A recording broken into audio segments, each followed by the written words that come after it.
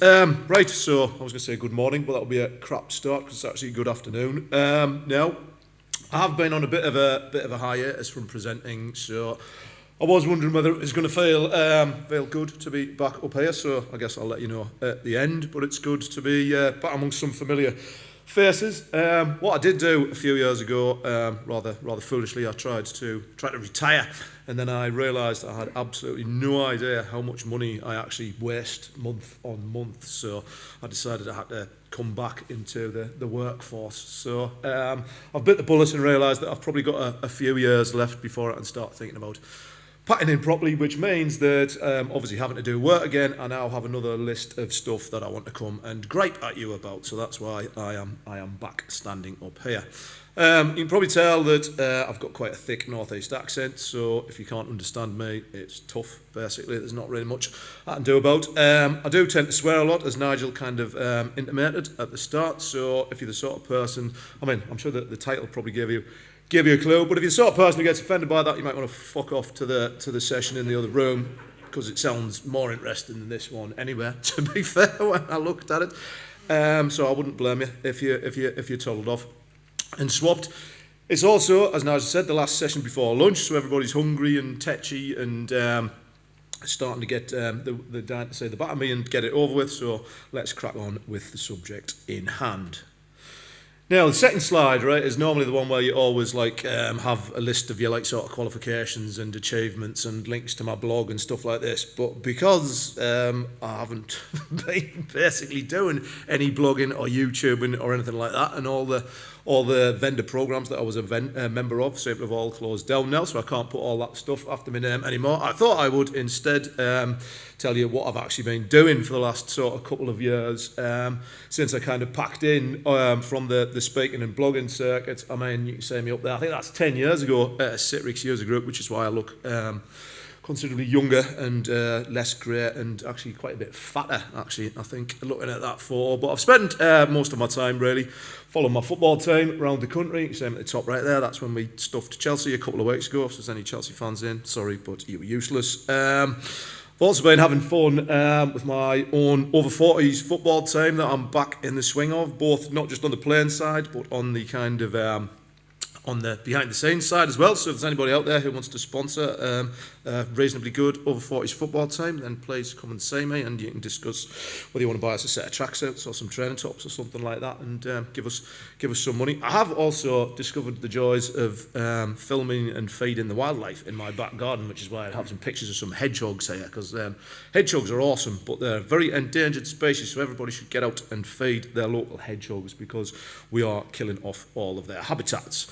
I did also discover, while I've been kind of semi-retired, I've started writing books, which is something that I'd love to do full-time, and I actually spent 6 months writing the first draft of a book, and it is actually due to be edited professionally next month, which is a fucking total scam. I never had any idea how much editors actually cost to employ, but there you go, and ChatGPT sadly is not very good at it.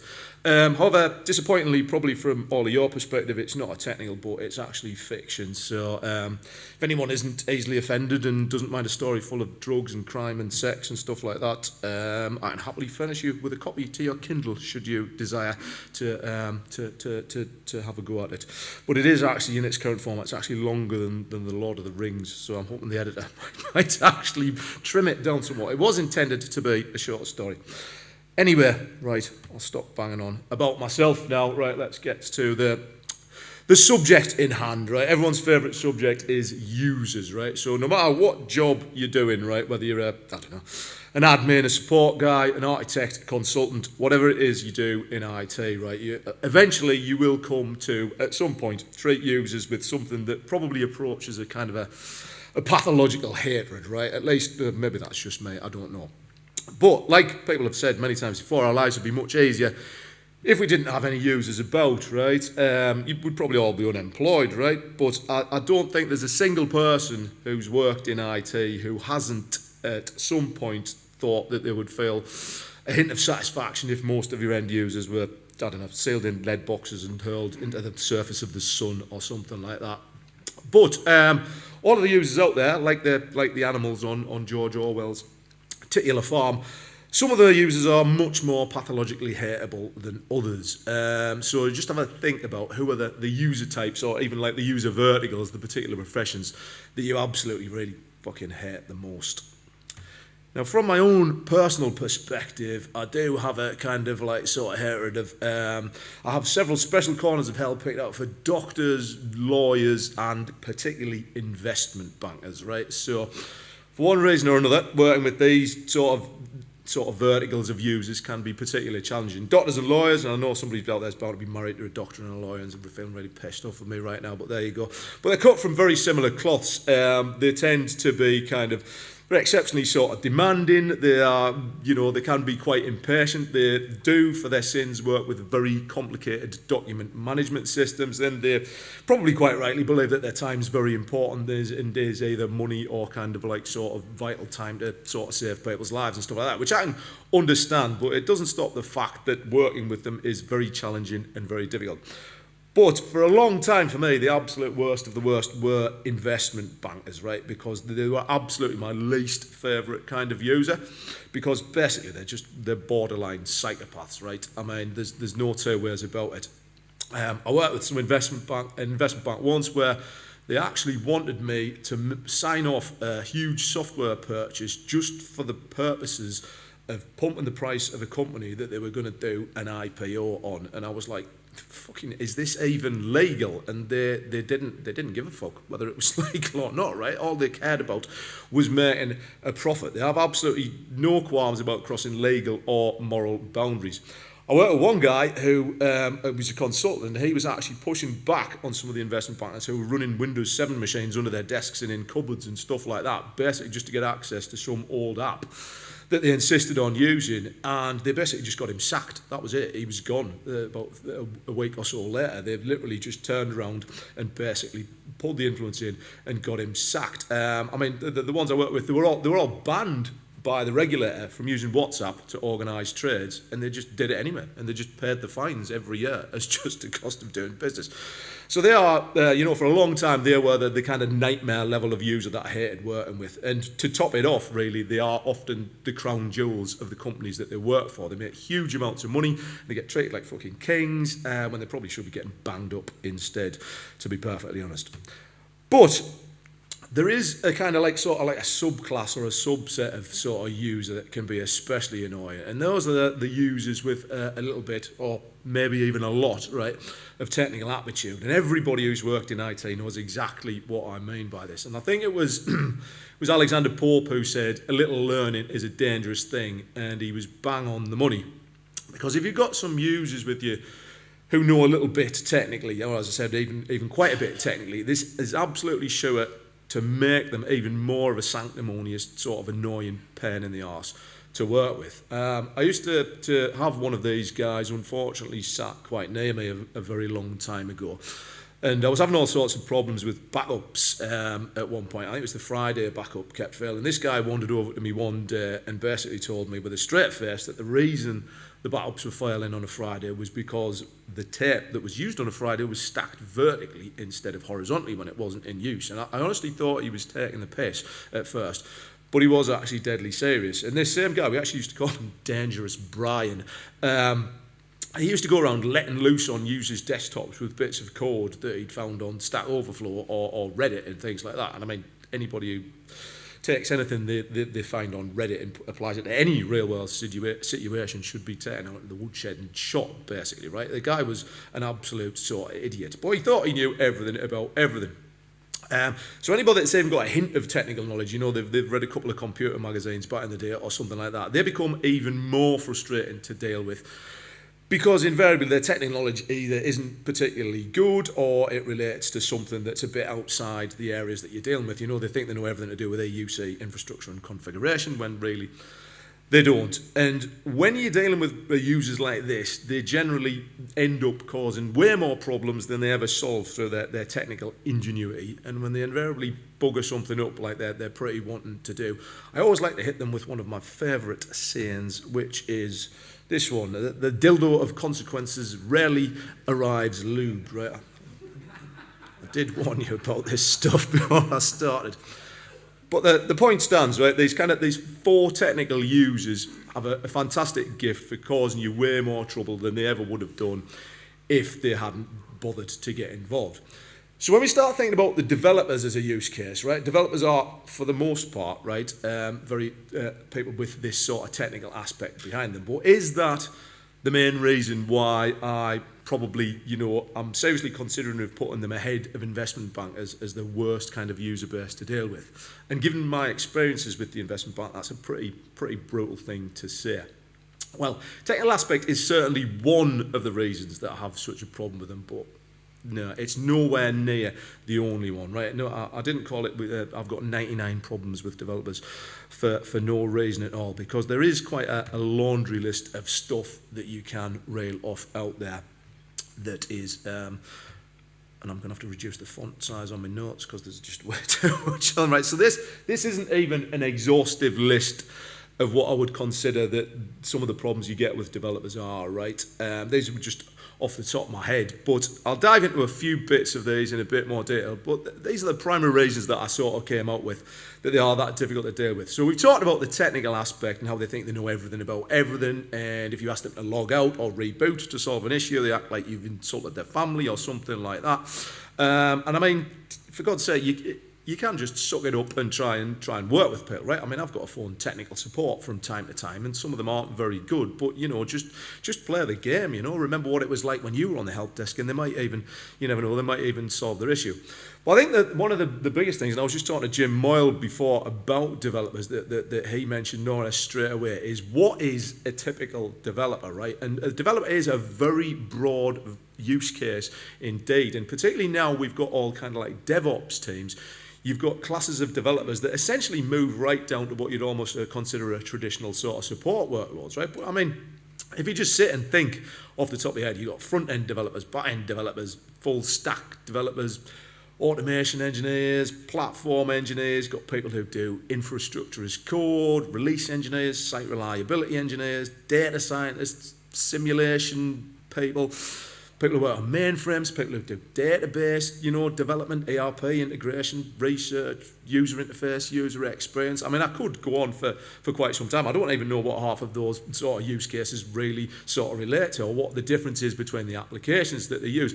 And we haven't even started talking about things like artificial intelligence or machine learning as well, right? So the point stands is that there's all of these different classes of developers. They've all got different requirements, and they've all got sort of huge varieties of applications that they might need. And the thing is as well, what I found with developers is they often work in very particular ways, almost down to an individual kind of level, right? If you pick 100 developers and ask them how to do a particular task, and there's a good chance you'll likely get 101 different answers for them.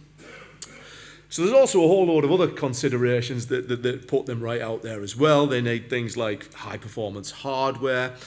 They run in kind of very bespoke local environments, which means that they are probably one of the very few use cases that can just about get away with demanding a fully persistent kind of desktop. They obviously use shed loads of different applications. I mean, anybody who's ever tried installing the likes of Anaconda will know that some of them are just absolute beasts. And I mean, I've worked in universities where they use like sort of like physics engineering apps and things like that, and even some of the developed ones are just as heavy as some of the biggest ones out there. They even use some of the same apps, to be fair. A lot of the time they're using open source or unverified components that give security a big nightmare, and one of the particular problems with developers is that they give you a lot of security and compliance headaches with their working patterns. They demand very specific builds, they demand admin rights, they want to work fully autonomously whilst still having basically full enterprise grade reliability, which is, kind of like they're very unhappy bedfellows. And the problem is as well, when you put policies in place to try and restrict ways that they can do things, they will do their absolute level best to try and circumvent any of these policies that you put in. They're often based offshore via third parties these days as well, which brings again another unique set of challenges along. And they all just whine like little kids about everything that you put in place that hampers their workflows in any way, shape or form. So, what is there not to like about the developer use case? You probably see see from this kind of like list that why I think that they are that most difficult use case to deal with. It's the sheer volume of requirements, it's the huge diversity and breadth of the apps that they use in that ecosystem, and every single one of them, apart from maybe the kind of lower end sort of DevOpsy guys who are just jumping around sort of systems and cloud services and things like that, they're pretty much high-end power users, and it adds up to a bit of a perfect storm of situations that it becomes very difficult to deal with, especially at scale, to maintain it. So I think that should hopefully establish that developers kind of suck as a use case, but unfortunately for people who get lumped with the requirement to deliver a developer sort of user persona, there's no chance that your company's going to turn around and say, fuck it, and just decide to buy everything off the shelf instead, right? They are generally committed to the things that they're doing. So we are stuck with them as use case, unfortunately. So how can we try and make our lives a bit easier when dealing with this particular vertical? So we can do some stuff on the kind of the fluffy side, right, the softer side, to try and bring things down, but we can also do some on the technical side as well. But I'm going to start with some of that softer stuff to make it easier, and before I move on, don't underestimate the soft stuff, because I think that's possibly where you can make, you know, the biggest difference in getting things ironed out before you start thinking about the technical aspect and save yourself some headaches. So when I worked at Barclays, I did a project that was to do with developers, and they had a queer name for it. What was it again? They called it Engineering Quality of Life, right? Which sounds very noble and virtuous, like we're kind of saving the developers from a life of servitude or something. What the management really did wrong with that deployment was they went to the developers with a sort of blank sheet of paper and just said, right, what is it you need from us? Which was a fucking stupid thing to do. But anyway, the answers they got, which were extremely long, I remember sitting and looking through it and shaking my head a lot, basically boiled down to this. We want to be able to install anything from anywhere, right? We want it to perform just as fast and just as easy to use as it is when I run things on my laptop at home. And we also want to be kept totally and utterly safe from all malware and security threats, right? So there's a lot to unpick just in those 3 sentences. I mean, there's nothing like really wanting to have your cake and eat it. So another key point, I mean, I think a massive key point to dealing with developers, which, I mean, obviously it goes for all user sort of groups, but I think developers are the worst for comparing apples with oranges, is to set realistic expectations, right? I've been married twice. I am no stranger to unrealistic expectations, but you really need to get them nailed down earlier on. So what you need to do is to be able to baseline your systems properly, right, from the start, and make them aware, right, because I think some people literally just don't get it, that no corporate device that's got the appropriate security controls is ever going to perform as fast as your laptop at home. I used to have this devs company and going, oh, compiling takes that long. I'm like, okay, well, it takes that long at home. And I was like, fucking and? Do you know what I mean? What do you expect it to do? You've got Tanium on there, you've got amps, you've got all sorts of Tenable and stuff like that, Nessus and crap running in the background, but what do you think it's going to run like? So it's very important to be upfront about the performance you can deliver. I'm not saying that you deliver a shit performance and just say, suck on it, right? What you want to do is commit to making it as performant as possible. You want to measure the impact of changes against your KPIs and strive to keep things within those parameters, but you have to be very upfront about it. And one thing to mention here is, and I know there's lots of vendors here who can help you out with this, if you haven't got any sort of monitoring software that can measure all those KPIs for you, right, get yourself out and get some, because without it, you're going to be relying on what they say as the benchmark, and believe me, you do not want to leave it down to your users to decide what's good and what's bad, particularly developer users. Now, another thing you should do early on, this is probably going to be a bit of a shock given a lot of the things I've said on the past, right, but you really need to get the security people on board. So I'm going to have to apologise to all the security people I've ever worked with for things like this famous slide when I called them all Nazis and fascists and things like that in the past. I think that was about 2019, and Dave Brett actually walked off the stage before that slide came up, so he didn't get tarred with the brush of being... That's actually in London, but I did the same one at Google by myself, yes. I don't think we've been invited back. No, you're still not there a while ago. It is, Jim, there you go. 2019, I think that was. But yeah, I don't think we've been invited back to Google since, but there you go. But, as I said, I've always been nasty to security guys in the past, but they are now my pals, because I want them all on my side when it comes to dealing with developers, right? Because to developers, like I said, they will try and get around anything you put in their way, and because they invariably end up with local admin rights, they will often succeed in getting around it. So you need the security people, you need the tools they've got to be able to look at what the devs are trying to do on the sly, and you also need them to be able to turn around and say, right, you know, this is the penalty for non-compliance. You've got to get them to act with taste, so get the security guys on your side. Now, the developers, in my experience, they are always complaining constantly, security tools and things like that, and having to do elevation and use MFA, it's hampering my work and this and that. And the fact of the matter is, guess what? Boo fucking who, right? Because at the end of the day, this is actually a quote from my book that I wrote, actually. There you go, bizarrely enough. Security isn't convenience, it's inconvenience that's been weaponized for your own good, right? Everybody has to get on board with the way we work now, right? I mean, I've worked at places where I've had to come in the morning and, you know, not just do MFA and jump through hoops, but go in and elevate all sorts of things. And it used to take me like sort of 10 minutes of time, and I used to sit there foaming into my cup of coffee thinking, God, I never used to take this long before. But there is a reason for this, right? It is there to protect things. It's not just done just to annoy you. So you make sure that you lay out the sort of law that there are expected standards of behaviour with regard to security, but you have to get your management to agree to enforce them, right? If they don't enforce them, it becomes pointless. It's like dealing with my kids, right? I keep telling my wife, you don't punish them, they're just going to keep fucking taking the piss out of you. And that's exactly what goes on with devs. That's the same way you're going to get that management buy-in. Make them aware of the potential problems that devs with sort of admin rights and possibly fully persistent desktops can cause, and get them on board in how to deal with it. So you've got to set out your stall and stick to it. If it's going to be a pain in the backside, then so what, right? You've got to adhere to the right things. I mean, I think it's a good idea to have like maybe a 3 strikes and you're out policy, right? So say somebody installs, I don't know, an unauthorized piece of software, right? So first time you get caught, you maybe get an email and the software gets yacked from your machine. If you do it again, this time, you know, it gets taken off your machine, it gets escalated to your line manager, and if you get it done a 3rd time, right, then we're just going to flatten your machine and you're back to square one, and you can start from there, and everything you've chucked on, you know, gets moved out of the way. You have to have teeth to be able to sort of deal with these issues. And also another bit, and this comes mainly from dealing with third parties, is about prerequisites for dealing with developers connecting to the platform. I remember, it might have been at Barclays again, when we had lots of developers offshore and they were constantly complaining that their optimization on Teams was failing, it was crashing all the time, it was unreliable. And then we ran a couple of reports and they were all on like version 4.14.1 of Citrix Receiver, and I was like, yeah, there's a reason your Teams calls aren't optimized.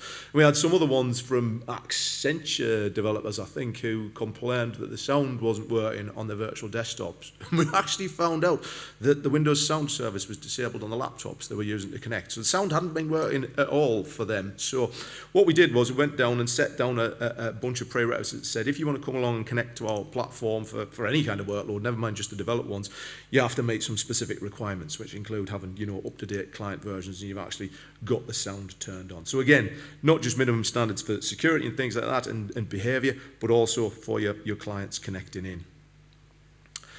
So I think on that kind of like that softer side, the fluffier side, you know, what you need to do is behave like speed cameras, right? You've basically got to just browbeat your users into compliance with the sort of rules out there. I mean, I've got God knows how many fines from speeding, but now I've finally given in and I'm just drive through roadworks at 40 miles an hour, silently seething to myself inside as I have to get there about 2 minutes slower than I normally would. So you need to do the same thing with your developers, right? Get that proper management back in. Get those security teams on your side. They're not Nazis and fascists. They're my mates now. I love them. They're really helpful.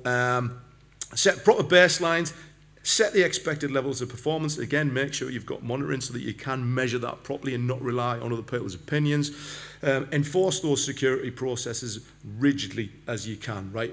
If somebody steps out of line, you've got to make sure that I was going to say make an example out of them, which sounds a bit harsh, but sure that you are going to apply what you've said you're going to apply, or they will just keep trying to circumvent their way around things. Very good. So let's get down to a bit more of the sort of technical aspects to dealing with developers. Now, there are probably 2 reasons why developers are such a horrible use case. And one of the main ones is the fact that they almost always get away with local admin access. There are a few ones a few developer use cases that don't necessarily need it, but a lot of the time, they end up with it. And this is what gives them the power to try and box around everything. Often they have the privileges, and even if you're monitoring that privilege use and that privilege escalation, they will always have a way to try and get around things. Now, as everybody should know, local admin access trumps everything, right? Security can put as many obstacles as they want in the way, right? But you can get around it if you try hard enough. So what you need to do is be scanning and monitoring, right? I've regularly had run-ins in the past with security teams when I'm, messing about with stuff or trying to hack my way around stuff to see if there's any security holes in the platform. So I'll get like emails or chat messages from people in security saying, why are you running FTP, trying to backdoor a command prompt, or why are you disabling Windows Defender or something like that? And that is good, right? If you can see that people are being reactive to that sort of thing. But the problem is it's always going to be that reactive, right? They still get a window of opportunity in which to try and misbehave before they get down to it. Now, there's various ways that you can try and give users admin without being admin sort of thing. I mean, if you think about things like Avanti application control, there's a lot of other people in that space. They are good technology, they can do that, but they can be a bit fiddly and they don't always work precisely like you want them to. I mean, I've tried elevating kind of developer processes piecemeal, and then you find it spawns out a command prompt or something like that, then the command prompt doesn't get elevated, then you've got to elevate that, and once you've elevated command prompt, you think, well, I might as well just give them a local admin access anyway, right? So these sort of tools end up being very management heavy. When I worked for Barclays, I kid you not, there was one guy who basically had a full-time job to just review and action all of the requests that came in from the developers all day long about admin elevation. That was all he did. I felt so sorry for him. It's a terrible job. But I think in the end he was just letting them all through because he just got that sick of it. So it kind of defeated the object of even having somebody doing that. So there is never really an easy way to answer that kind of conundrum of developer admin access, right? Things like Avanti application control, which is shown here, where you can basically say you right click it, you choose elevate me, and then they've got to give a reason. You can do things like that if you audit them, but it's still not really a sort of great way of dealing with it. And I mean, I think there is no real sort of comfortable answer to it. I think, as I said, no admin at all is often a non-starter, right? Because your admin access, you get access to the HKLM registry, local file system, the network stack services, things like that, and various exotic user rights. The dev workloads have a lot of that attached to them, unfortunately, and trying to identify every possible permutation of all those different developer use cases and adding them to an admin elevation tool and testing it and making sure it works, it can be very heavy to manage. But on the other hand, if you just give them all local, blanket, unrestricted admin access, your new mates now in security are going to be very unhappy about that, right? Because they can disable practically anything if you give them enough time and set up whatever they want. So the only real answer is to try and do some kind of local admin access with mitigations. And like I said before, a lot of this comes down to standards of behavior, right? So if you've got users who need admin access, you have to say, right, you must log on with a non-admin account, and then you only do your elevation with your admin in specified ways, right? If you've got something like a privilege management tool, right, you've got to run through that, make sure they do that.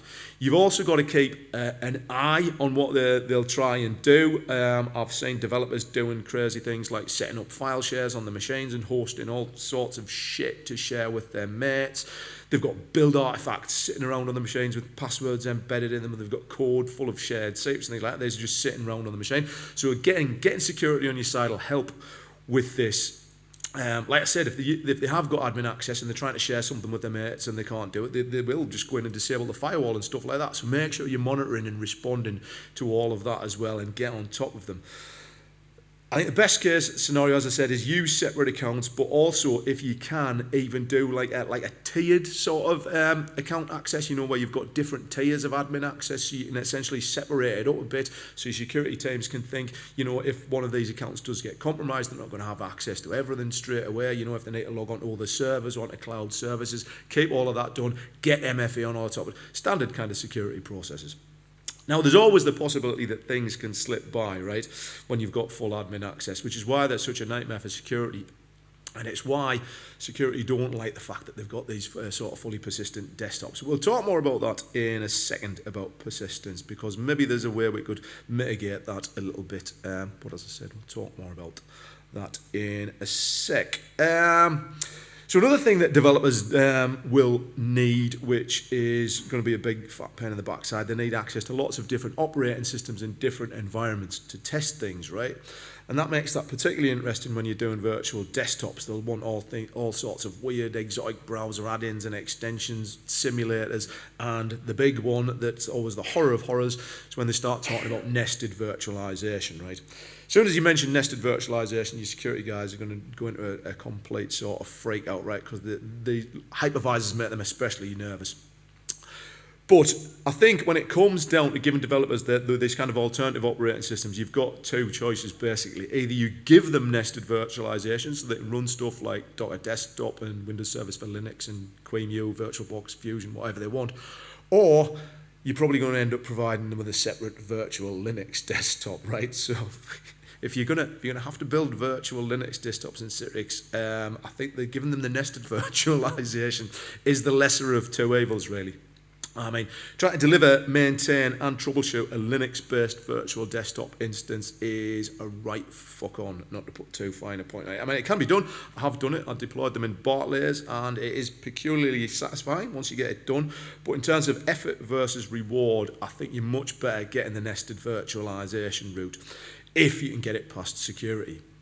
Of course, if you're one of the poor sods who has to use Citrix Xen Server as your hypervisor because it's cheaper, then you're screwed because it doesn't support nested virtualization at the moment. So if you're in that boat, then you may want to get familiar with the process of building Linux virtual desktops. So the short answer to this is enable that nested virtualization if you can and cut yourself off a whole load of hell as long as you can get it past the security guys.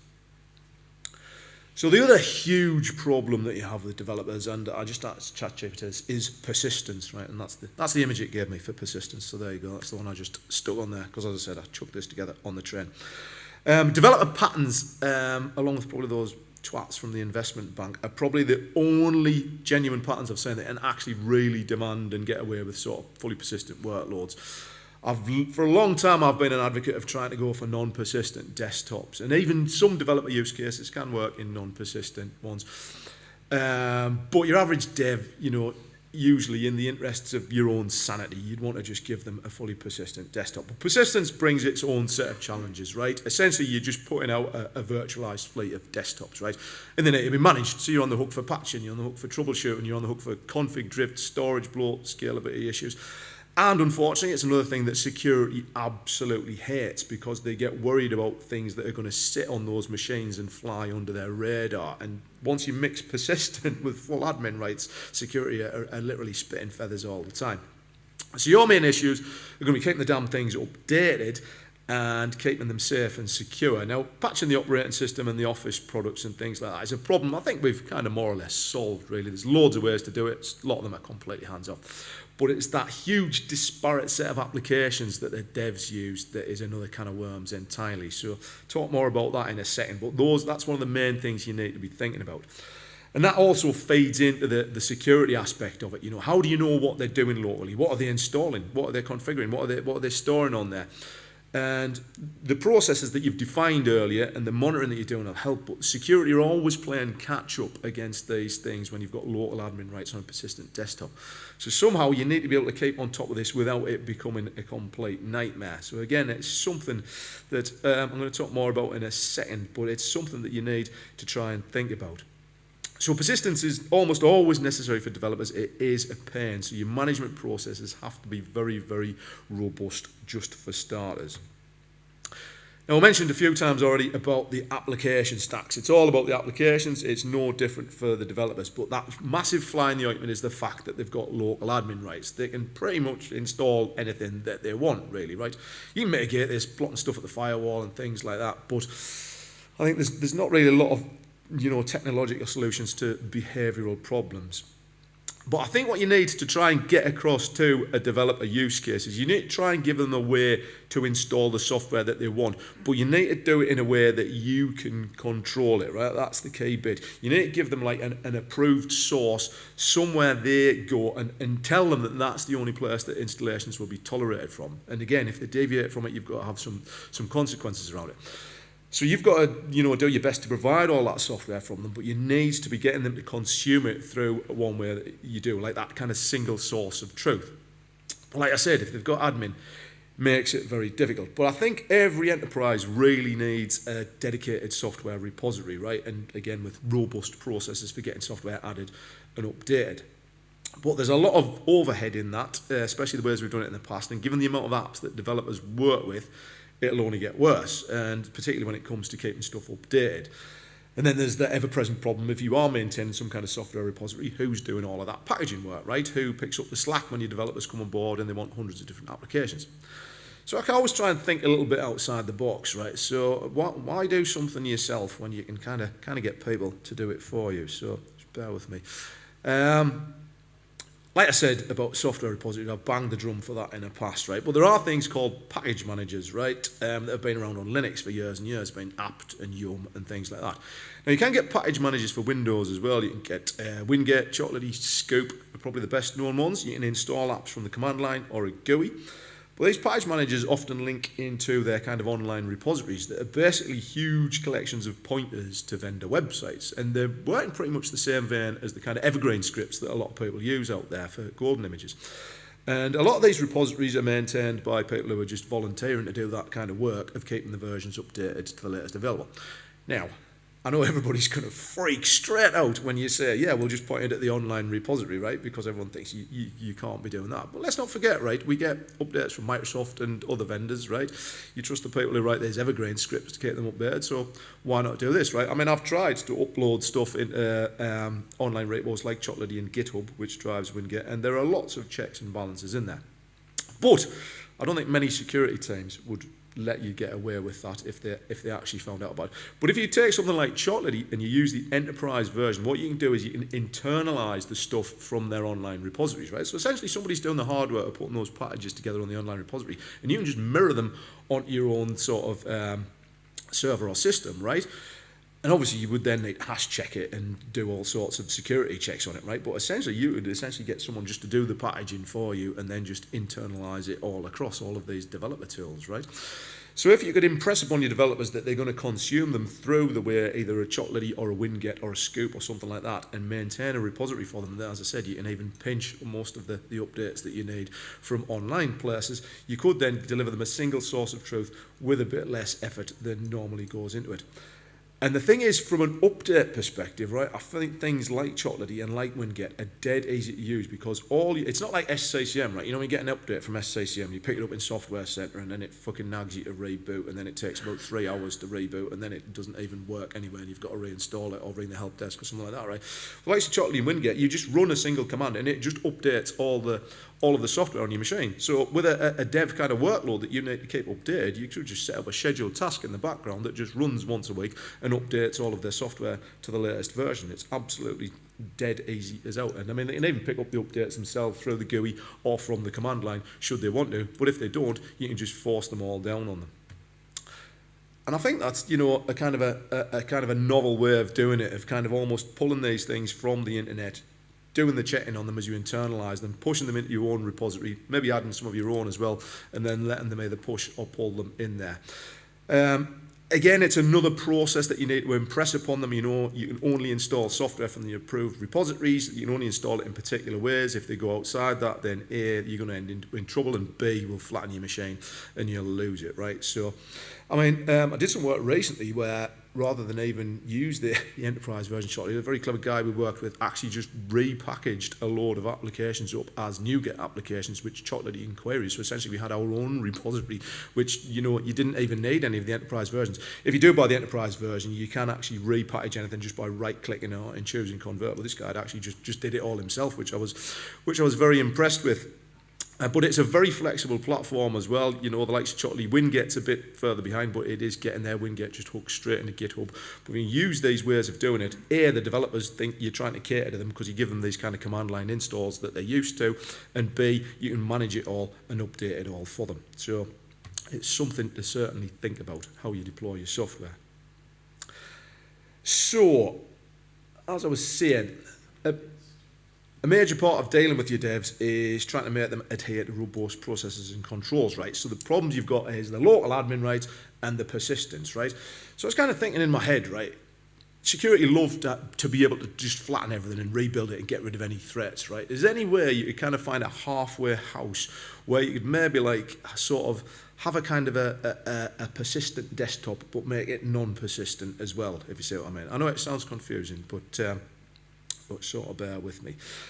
So, what you could do, I mean, we can already persist the profile, right? Because we do that on non-persistent. But if you wanted to kind of almost persist the sort of apps that the users have got, right? Because that's the key bit, right? You've already got the profile, so you just need to sort of dredge the applications around. Now, when I worked at Aviva, what they did was they had to rebuild their development machines every 3 months. So they just basically said, we'll create you a new machine a week before, and you've got a week to move everything across, which was crap, right? But it did the job. I don't know whether the security threats got migrated across as well, but that's how security were sort of comforted by that. Now, you could, I've heard of people getting their devs to update an Ansible playbook with the apps that they've installed, and then they go and rerun that when they get a new desktop, which again, is a little bit manual and things like that. I've actually seen it done with Citrix user personalization layers as well, which actually works quite well. So the user personalization layer captures all of the apps that you've installed and just snaps them back in when you get given a new desktop. The problem with that is, you know what, app virtualization, like some apps don't play too nicely with it, and B, as soon as anything goes wrong, you've got to upgrade the ALM, which happens all of the time and becomes a bit of a pain in the backside. Also locks you onto the Citrix side of things as well. But I did start thinking about Chocolatey again as well, right? Now what Chocolatey will let you do is, it'll let you install from what's called a config file, which is just an XML file that tells you to install a bunch of apps. So I had the idea of have a scheduled task running, basically the users, like you say, they've got to install from the Chocolatey repository that we've configured, right? So what you can do is you can query that by using Choco list. So it just runs in the background and essentially lists out all the software they've installed every hour or so, right? So what happens is it then populates that XML file. So then when it comes down to you rebuilding their desktops every however amount of months you want, you know, do it every month if you don't want to do any patching. You then, I mean, you could do it at logon, but sometimes it might take a long time to install all the apps if they install a lot. So what I had the idea of doing was just pop a shortcut on the desktop, and then it just pops a nag up. So it basically says, you've got a new machine, run that shortcut, and you'll get all of your apps back. So it basically just reinstalls every app that they had installed themselves back down onto the machine. And all you had to do after that is basically just make sure the profile persisted. And I mean, we've been doing profile persistence for years, right? For this particular one, I just used a local profile, bit of Citrix UPM just to copy out various bits of the profile, didn't take any of the caches and things like that, only synced it at log off and session lock times, and there you go, sort of Bob's your uncle, Fanny's your aunt. We had a way of rebuilding all the dev machines and bring back all their apps and bring back their profile as well. So essentially, you know, about half an hour or so after they'd logged on for the second time, it was more or less done. So, I'm just hurrying through to the end now. All of which means, you know, developers, normally you feel like this dog on the left, right, absolutely raging all of the time about developers because they are a pain to work with. But if you get it down to that sort of level where you can impress things upon them and, you know, manage their environment so that you get the best of both worlds, you kind of may end up feeling more serene like this cat on the right-hand side there. And that would allow us to do what we really want to do, which is bring investment bankers back as the worst use case again, because they deserve to be known as the worst use case. What's this slide about? Takeaways. There you go. There you go. How about I'm like the love child of Guy Leach over here. Get the management on your side, right? Be nice to the security guys for a change, because you will need their help when it comes to dealing with developers. Lots of rigid processes and procedures. Because they're local admins, you've got to manage them like kids. You've got to tell them behave or you will get punished, right? Enforce those penalties for not complying. Build yourself a proper software repository, make sure everybody's installing everything from there, and then you can maybe go and get yourself the holy grail of being halfway between being secure and being flexible, and have some rolling rebuilds you can do at any time. Anybody steps out of line, bang, rebuild the machine, run a shortcut, they get their sort of stuff back. And I think what you need to do as well is think about developers in the future, because hopefully as things like Azure IDEs and stuff like that come along, we might start to find that developers aren't such of a horrendous, slightly sort of diverse app workload anymore, and they may be less difficult to deal with. I can see Nigel hovering in the background, so that must mean I am out of time. So thank you very much for putting up with my session there, and I hope it didn't look too bad on this huge screen there. Well done. It's always a pleasure to have James up here, and it's been a while since you've had to present, and that's brilliant. So at least now it's lunchtime, so we have until 1:40. Then we've got 2 tracks this afternoon as well. So enjoy your lunch, and we'll see you shortly.